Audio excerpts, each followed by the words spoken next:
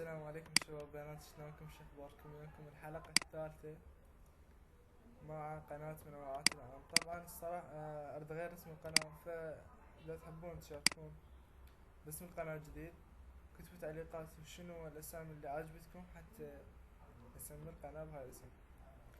فيديو اليوم وعنوانه شنو؟ انت غبي لو ذكي. شلون تريد تعرف انت غبي لو ذكي؟ فد يوم سألت روحك انت غبي لو ذكي؟ امك، ابوك، اخوانك، اصدقائك قالوا لك فد يوم انت غبي؟ لا، على طول يعني يجاملوك يقولك انت لا حكيم وتتصرف حلو.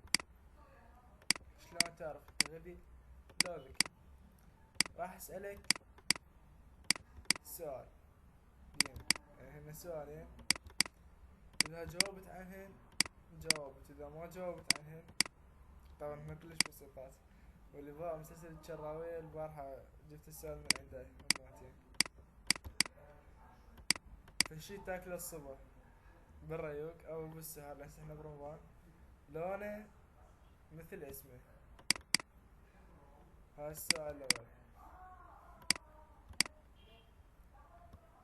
السؤال الثاني،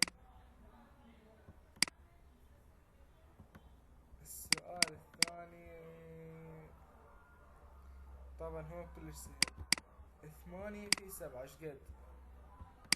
وبالمناسبة الإجابة مالتكم أردها بجاوب التعليقات، وراح أنزل الرابط مال الانستغرام، مال تويتر، مال فيسبوك. سوي لي إضافة على الفيس، فولو على التويتر، وفولو على الانستغرام. على مود تتابعون كل أخبار القناة، واقترحوا علي ودسوا رسائل، وبالتعليقات كتبوا إذا تحبون مثلا لو خيروني، يعني مثلا لو خيروك بين شغلة وشغلة، أو مثلا أسئلة وأجوبة. أنا أحب فقرة أسئلة وأجوبة، وانتم بكيفكم. وبالمناسبة هماتين عندي وياكم شغلة جديدة.